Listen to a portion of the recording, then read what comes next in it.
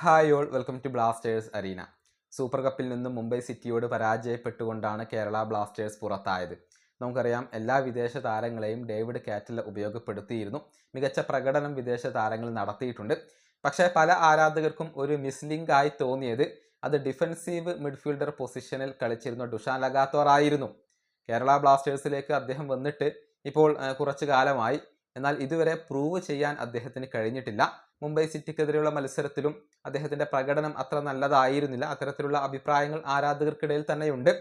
ഏതായാലും ഇതുമായി ബന്ധപ്പെട്ടുകൊണ്ടുള്ള ഒരു അഭിപ്രായം ഒരു കേരള ബ്ലാസ്റ്റേഴ്സ് ആരാധകൻ എക്സിൽ പങ്കുവച്ചിട്ടുണ്ട്. അതായത്, എന്തിനായിരുന്നു അലക്സാണ്ട്രെ കോയഫിനെ കൈവിട്ടത് എന്ന ഒരു ചോദ്യമാണ് ഇവിടെ ഉയരുന്നത്. നമുക്കറിയാം, കഴിഞ്ഞ വർഷത്തെ സമ്മർ ട്രാൻസ്ഫർ ജാലകത്തിലായിരുന്നു ഫ്രഞ്ച് താരമായ കോയഫിനെ കൊണ്ടുവന്നത്.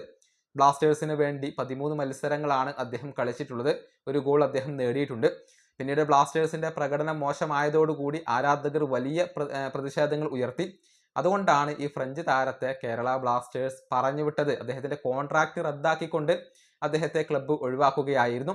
പിന്നീട് ട്രാൻസ്ഫർ ഫീ നൽകിക്കൊണ്ടാണ് ഡുഷാൻ ലഗാത്തോറിനെ കേരള ബ്ലാസ്റ്റേഴ്സ് കൊണ്ടുവന്നത്.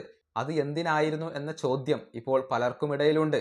കാരണം ലഗാത്തോറിന് ഇതുവരെ പ്രൂവ് ചെയ്യാൻ കഴിഞ്ഞിട്ടില്ല. അദ്ദേഹത്തെക്കാൾ എന്തുകൊണ്ടും മികച്ച താരം അത് അലക്സാണ്ട്രെ കോയഫ് തന്നെയായിരുന്നു. മോശമല്ലാത്ത രൂപത്തിൽ ഡിഫൻസീവ് മിഡ്ഫീൽഡർ പൊസിഷനിൽ കോയഫ് കളിച്ചിട്ടുണ്ട്. അദ്ദേഹത്തിന്റെ പാസിംഗ് വളരെ മികച്ചതായിരുന്നു.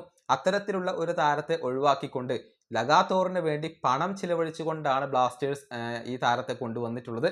എന്നാൽ അദ്ദേഹത്തിന് തിളങ്ങാൻ കഴിയുന്നില്ല എന്നുള്ളത് നിരാശാജനകമായ ഒരു കാര്യം തന്നെയാണ്. അന്ന് വലിയ പ്രതിഷേധങ്ങൾ ഉയരുന്ന സമയമായിരുന്നു. അതുകൊണ്ട് തന്നെ സ്റ്റാറയെ പിരിച്ചുവിട്ടിരുന്നു, ഒഴിവാക്കിയിരുന്നു. പിന്നീടാണ് കോയഫിനെ ഒഴിവാക്കിയത്. ഇതൊക്കെ കേരള ബ്ലാസ്റ്റേഴ്സിന്റെ മാനേജ്മെന്റ് മുഖം രക്ഷിക്കാൻ വേണ്ടി ചെയ്തതാണ് എന്ന ആരോപണങ്ങളും വളരെ സജീവമാണ്. അല്ലായിരുന്നുവെങ്കിൽ എന്തിനാണ് കോയഫിനെ ബലിയാടാക്കിയത് എന്ന ഒരു ചോദ്യം ഇപ്പോഴും പ്രസക്തമാണ്. ഈ വീഡിയോ അവസാനിപ്പിക്കുന്നു. അടുത്തൊരു വീണ്ടും കാണാം.